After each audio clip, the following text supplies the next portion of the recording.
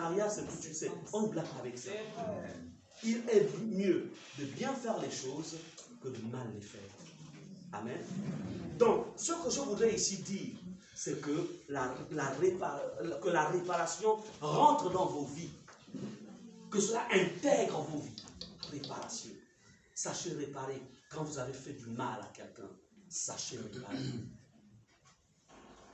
Mais ce matin, il est question que ceux qui ont été à l'origine des vols, de vos grâces, de vos faveurs, par des procédés mystiques, que eux, ils restituent. Est-ce qu'on est ensemble? Est-ce qu'on est ensemble? Bien-aimés, je voudrais, parce que nous allons rentrer maintenant dans le combat spirituel, si c'est vrai qu'il y a coupure, si je peux avoir vraiment juste le son de la guitare, que c'est une coupure de aussi, guitare sèche. Alors, le travail que nous allons faire, c'est toi qui connais ta vie. C'est toi qui sais exactement ce qui se passe dans ta maison, dans ta famille, dans ton milieu professionnel. Tu sais ce qui a été retardé. Tu sais exactement de quoi est-il question. Tu le sais.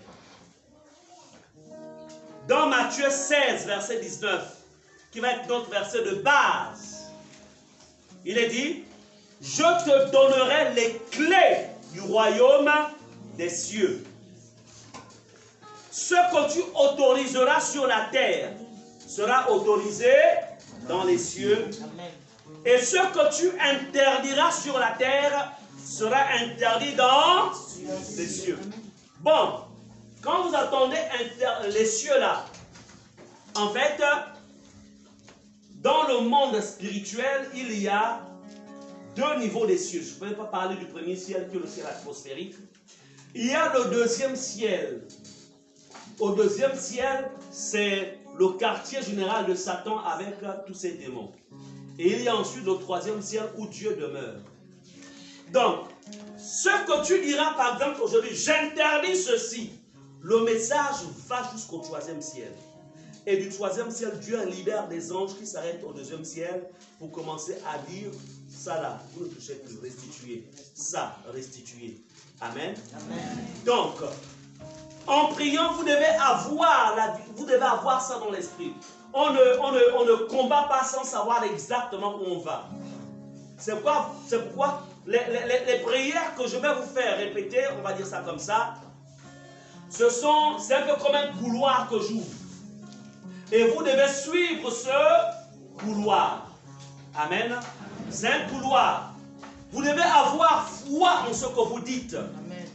La foi en ce que vous confessez, vous déclarez, en ce que vous interdisez et ce que vous permettez. Vous devez avoir foi, c'est-à-dire croire que ce que vous dites, ça arrive. Amen. Amen. N'oubliez jamais que c'est par la parole que toutes choses ont été faites. Les transferts se font par la parole. Ils se retrouvent dans le monde des esprits et ils commencent à parler aussi. Ils disent, je récupère l'intelligence de ma nièce, je récupère l'étoile de mon neveu. C'est par la parole. C'est pourquoi toi aussi, tu dois contredire aussi par la parole.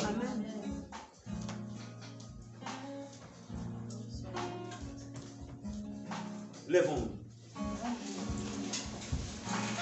Qui, ayant été au centre du vol ou du dépouillement de ses concitoyens, la Bible nous dit que lorsque Jésus est rentré dans sa vie, alors il va procéder par restitution. Ce qu'il avait volé, il va restituer.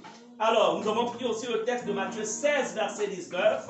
Matthieu 16, 19, où le Seigneur dit, je te donnerai les clés du royaume des cieux. Donc, nous possédons, nous les enfants de Dieu, même s'il est arrivé qu'on a été des victimes, nous possédons les clés pour ouvrir les sphères spirituelles, faire en sorte que ce qui nous a été volé nous revienne.